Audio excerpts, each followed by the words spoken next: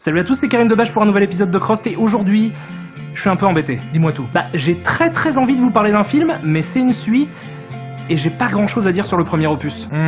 Or je sais, t'as qu'à faire une mini-émission dans l'émission, comme dans La Vache qui rit. Ouais, exactement, tu fais ça et tu fais en sorte que ça dure pas trop longtemps, genre une petite minute quoi. C'est une très bonne idée. Oh, et tu pourrais aussi l'appeler « Découvrir un film peu intéressant en moins d'une minute avec Karim Debache en chemise à manches courtes ». Ça par contre c'est une vraie idée de merde. Oh, je sais, j'ai le titre.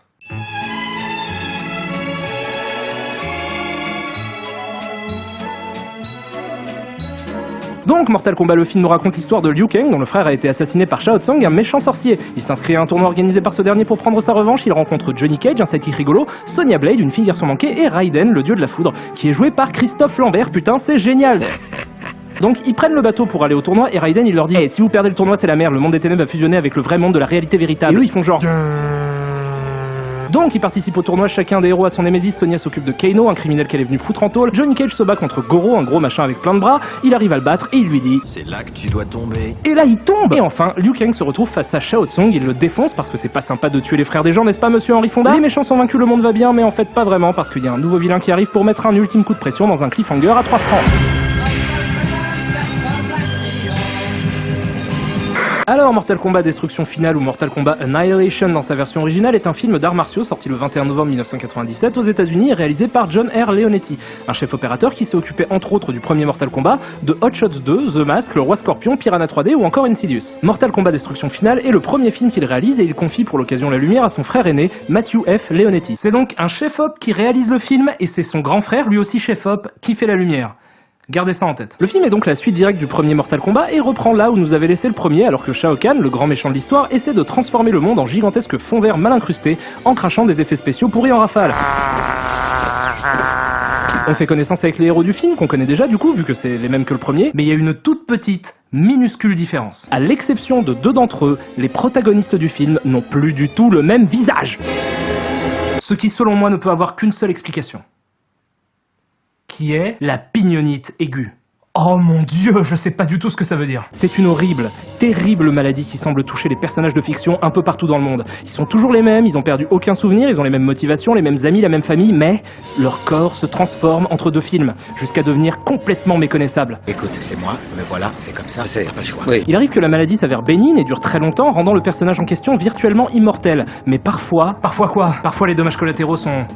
catastrophique. Fasciné par son moi d'antan, le personnage essaie de se forcer à jouer comme avant, devenant ainsi la copie d'une copie d'une copie. Sauf qu'ils ne peuvent plus jouer comme avant. Vous êtes très bien que mon aïeul est venu chercher ici une boisson qui permet de traverser le temps. Parce qu'ils n'ont pas le même visage. Bref, les anciens héros essaient de combattre Shao Kahn, mais ce dernier a lâché tous ses monstres de foire. Mesdames et messieurs, approchez, venez voir les créatures les plus terrifiantes de toute la région Pas-de-Calais. Le centaure avec des cornes partout, Madame Quatre Bras, le ninja rouge, le ninja violet, et même la femme qui en fait trop. Oui, mais toi, tu vas mourir.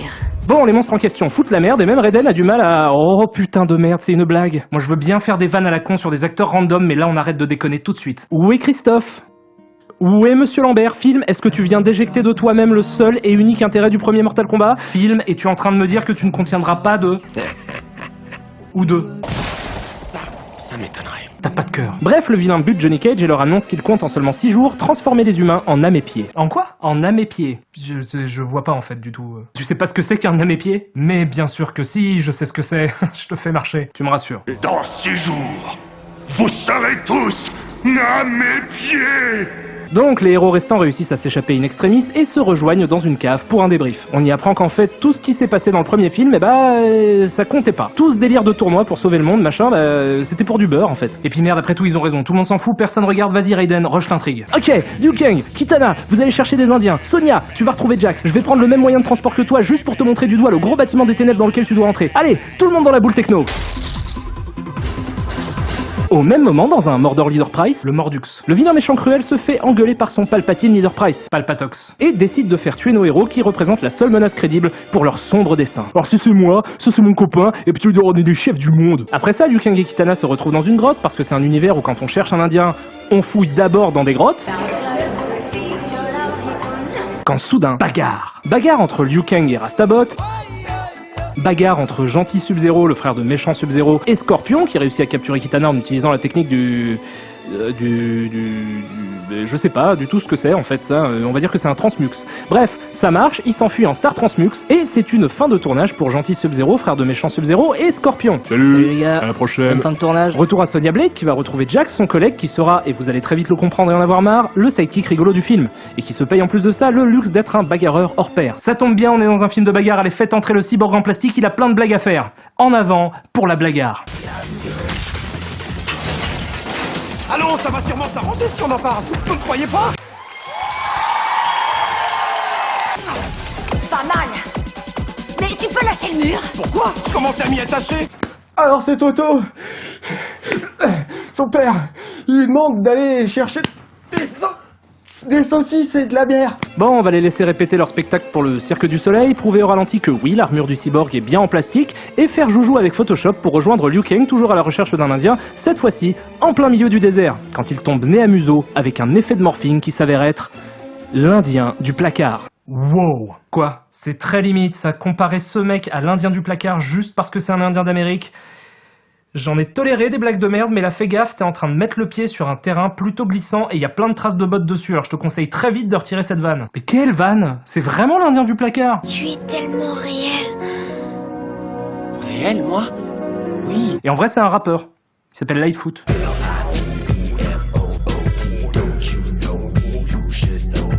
Oh, du coup c'est ton commentaire qui était un peu raciste. Attention, les prochaines bourrées. Où ça?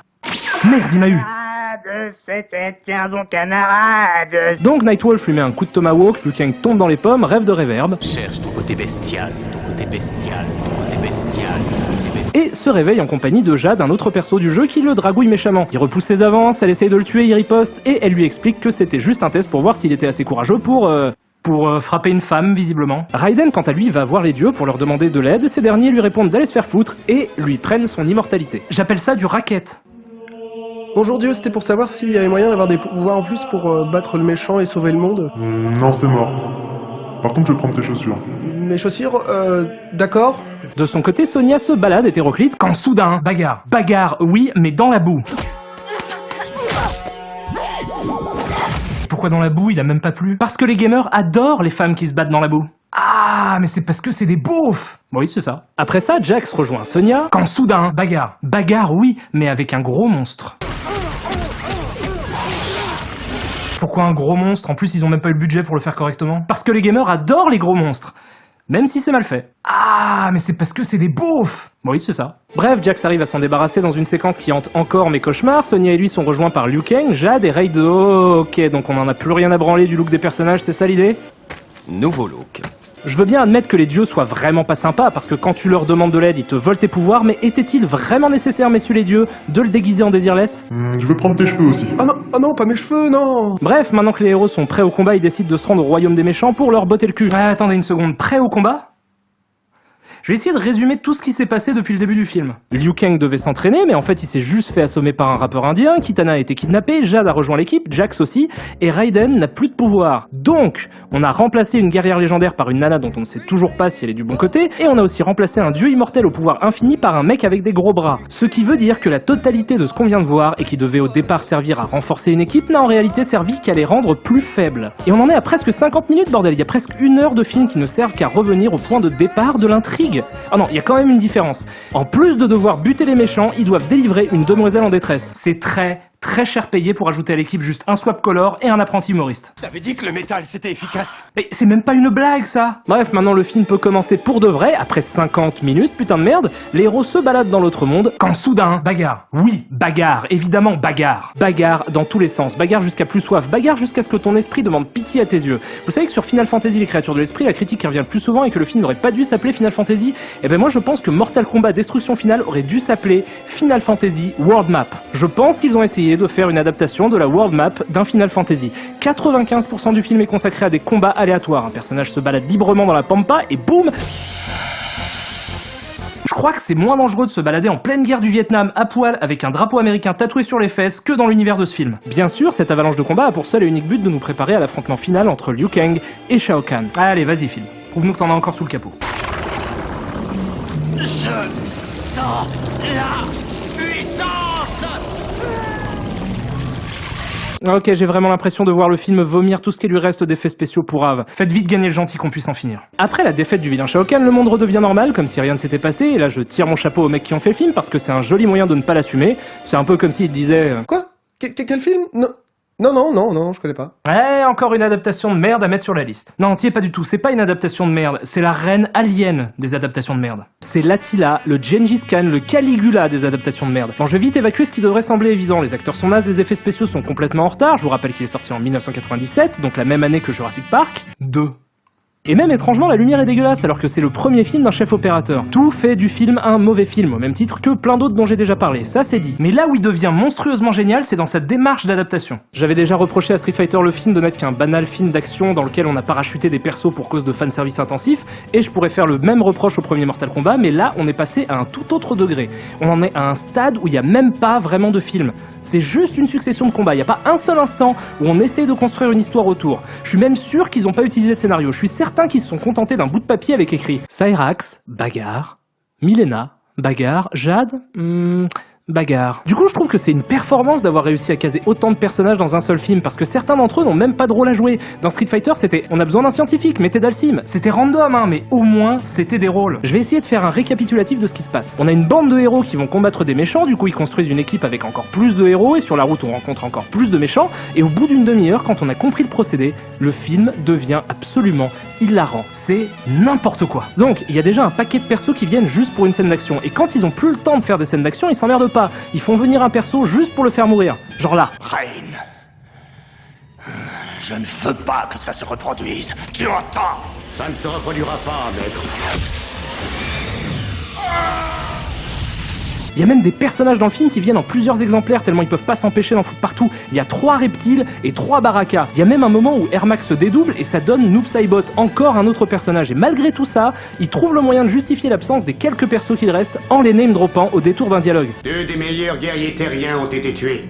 Abal et Striker. Autre chose, je n'ai jamais été fan de la saga Mortal Kombat, j'ai jamais réussi à accrocher en fait, je trouvais le gameplay trop rigide. Mais j'ai beaucoup joué au jeu quand même quand j'étais gosse, surtout au 2, et ce que j'adorais dedans, c'était le côté sans limite, ultra violent et super gore du jeu. Pour moi c'était le seul vrai intérêt, tester des fatalities en boucle pour voir quelle animation dégueulasse les créateurs avaient pu imaginer. Mais là il y a pas ça du tout. Enfin si, il y a un effet gore Jason et les Argonautes à un moment du film, mais pas plus que ça.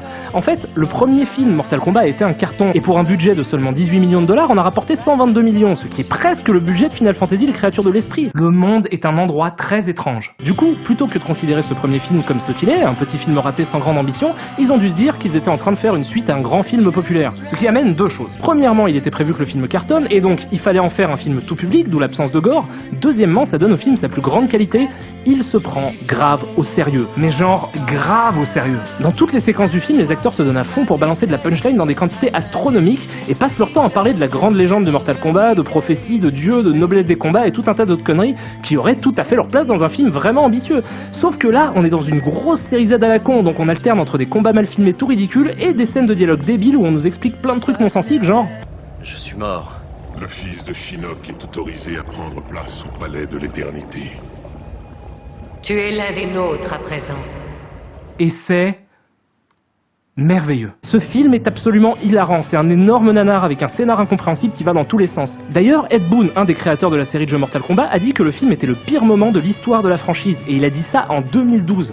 C'est un film tellement mauvais que ce mec s'en souvient 15 ans plus tard. Donc ouais, pour une fois, je suis heureux que le film soit aussi mauvais qu'il l'est. C'est inestimable. Et le seul vrai truc qui m'emmerde, c'est la non-présence de Christophe Lambert au générique. Et vous savez pourquoi il est pas dans le film? Christophe Lambert a refusé de jouer dans Mortal Kombat Destruction Finale parce qu'il était occupé à bosser sur Beowulf, un film très mauvais et considéré comme un des pires moments de sa carrière, et qui est d'ailleurs ironiquement sorti un 1er avril. Même Christophe Lambert, qui je le rappelle a quand même joué dans Hercule et Sherlock, trouvait le film moins intéressant que Beowulf. Donc, que vous soyez fan des jeux ou pas, je vous recommande très vivement ce film à regarder avec des potes, dans un état second et dans un canapé confortable. Parce qu'après tout, ça aussi c'est important. On peut passer des heures à essayer de comprendre un film et on peut en tirer de belles choses, mais parfois je me dis qu'il est tout aussi essentiel de profiter d'un film pour ce qu'il nous offre. Et il arrive qu'il n'ait rien d'autre à offrir qu'une expérience sociale agréable. Quelques poignées de minutes plongées plongé avec ses meilleurs amis dans un improbable univers, à se demander comment il est possible de tomber si bas, à essayer de reconstituer le processus de création pour trouver l'instant précis où le film a commencé à vriller, voir les intentions du réalisateur s'écrouler avec perte et fracas dans un majestueux éboulement de maladresse et se sentir en sécurité à rire comme des porcs bourrés en se moquant du film, jusqu'au moment où on se rend compte que l'on éprouve pour ce dernier que tendresse et bienveillance, et qu'on vient grâce à lui de passer un formidable moment avec des personnes qui nous sont chères. Parce que ouais, je pense vraiment que ce genre de film de merde a une qualité fédératrice. Et comme le dit cet adage que j'ai trouvé en quelques secondes en tapant expression amitié sur Google et qui concerne visiblement les oiseaux, les amis sont les anges qui nous soulèvent quand nos ailes n'arrivent plus à se rappeler comment voler. Merci. Bah de rien, ma gueule.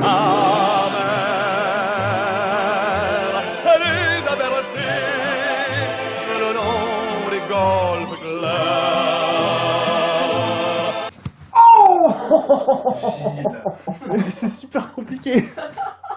Ça va?